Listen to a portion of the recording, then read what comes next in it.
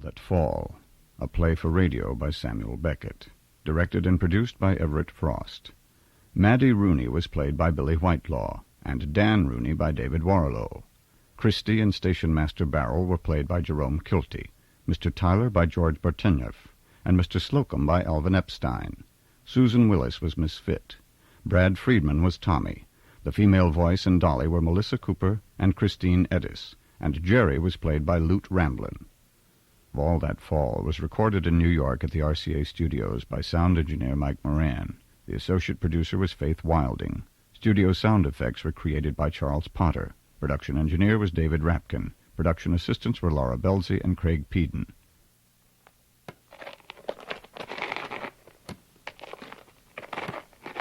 It has been said that radio is a performance medium where the only stage is the mind of the listener. Many good minds have puzzled over this play, as yours may be doing now, and in the next half hour you'll hear from people who've devoted much care and talent to interpreting Beckett's work, including the designer of sound effects for the original BBC production, the actress whom you heard play Maddie Rooney, and literary critic Richard Ellman, well known for his biographies of Yeats and Joyce. Our guests have many questions about All That Fall, including some of the same ones that came from listeners right after the first broadcast of this production on Beckett's 80th birthday, April 13th, 1986. Many people wrote to say they liked the play, but they wanted to know, why are the sounds so strange? So, Hinny's Winnie. Well, it is not surprising. And by the way, what in the world are hinnies? And do they really whinny? The first people to puzzle over these and other mysteries were those involved in the first production over 30 years ago. In London, at Broadcasting House, people were hearing about an astonishing Irishman who was living in Paris and writing in French. When his stage play En attendant Godot opened in Paris, part of the audience walked out. Others laughed till they wept. Critics talked about it as the play of the post-World War II experience, and the BBC radio drama department was intrigued. They suggested that Beckett write something new, specifically for radio. Beckett wrote to a friend, "Never thought about radio technique, but in the dead of t'other night got a nice gruesome idea full of cartwheels and dragging of feet and puffing and panting, which may or may not lead to something." It led to the manuscript that arrived at the BBC in September of 1956, a script unlike anything that the assistant head of radio drama, Donald McQuinney, had seen before. The opening words are an enigma to everyone who has ever read them since. They are these directions. Rural sounds. Sheep, bird, cow, cock, severally, then together. Silence. McQuinney sent the script immediately to a man who shared his passion for experimenting with sound recording, Desmond Briscoe. Yes, I think it was this enormous precision that inspired us to do things that we'd never have thought of doing otherwise. This was what I found quite uncanny on the very first reading of the script.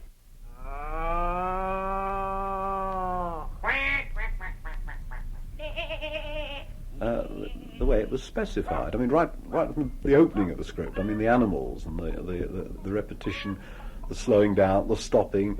How you interpret this, obviously, is everybody's own particular realization. But the fact is that there are a lot of clues in the writing.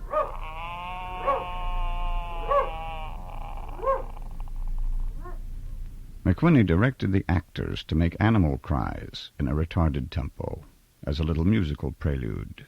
And Briscoe created a range of other surreal effects, introducing brand-new techniques such as recording on magnetic tape and then cutting up the tape or feeding back the recorded signal. Huh?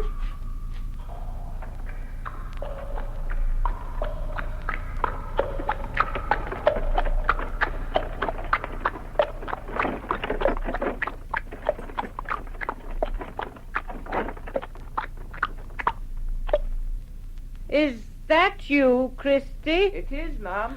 Because of the nature of the script, I mean, it is How's your all of life's suffering, but there's a fantasy element, and you can create there's a landscape there in the writing, but nobody describes it, and so you could make it as large as life or as strange as you felt inclined, or as you were able, because there were limitations still, strict limitations. We were working in studios which were designed for doing very ordinary, straightforward radio plays.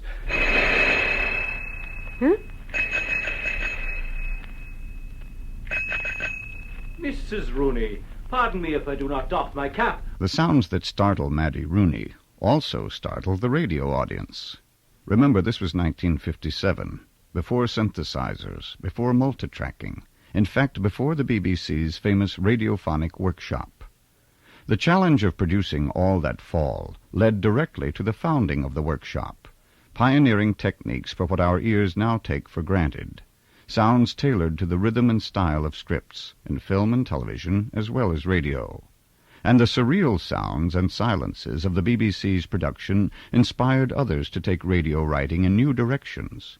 Poet Louis MacNeice, for example, and later Harold Pinter and Tom Stoppard. For a particular moment, we were all caught up with the magic, and there's no other word you can use for it, really. Since that groundbreaking BBC production, All That Fall has been acknowledged as a radio classic and produced in many languages, French, Swedish, Italian, the languages of Eastern Europe. Yet in America, most listeners have had a long wait. It was not until the approach of Beckett's 80th birthday that an American production team was able to assemble a cast in New York to record the play for its national broadcast premiere. 30 years after its writing, the magic of the play was still fresh, and the opening rural sounds were still an enigma for the director, Everett Frost.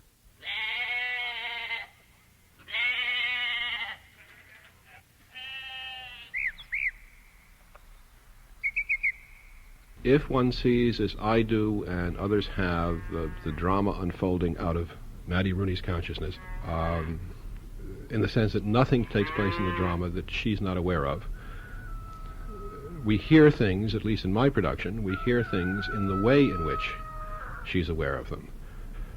I take that to include also the rural sounds.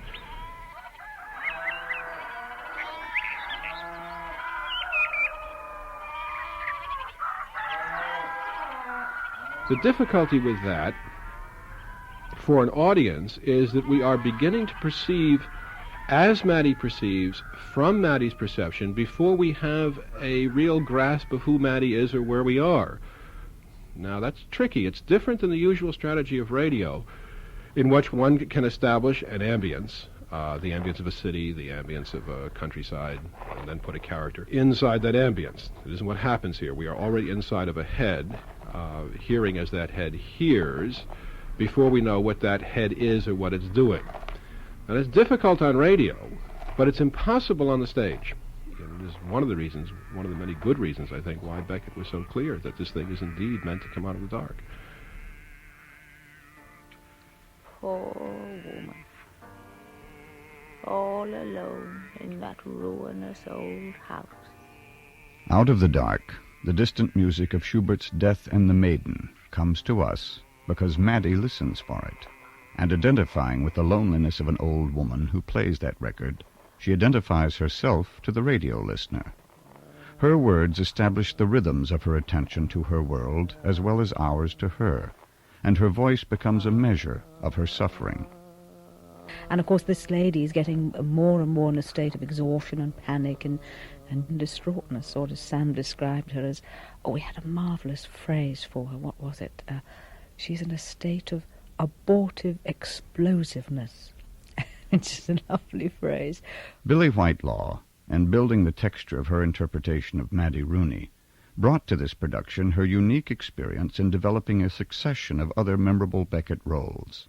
The women in Happy Days, Play, Not I, Rockabye, and the piece Beckett wrote especially for her, Footfalls. In each, she has worked with Beckett, often line by line and word by word, to discover the music. I mean, when Beckett and I are working on a piece of his, we've never discussed the meaning of either the play or what the line means. It's always been, the work has been trying to get the right music, the right sound, the right colour. These are words that he uses a lot. Colour. And he will say, no, it's too much colour, too much colour. I think he's terrified that actors will start acting. So he always says, start with no colour, no colour. And gradually it sort of starts to build and starts to roll. And 9 times out of 10 one ends up with an absolute powerhouse of emotion. What's wrong with me? What's wrong with me? Never tranquil, seething out of my dirty old pelt, out of my skull. Oh, to be in atoms,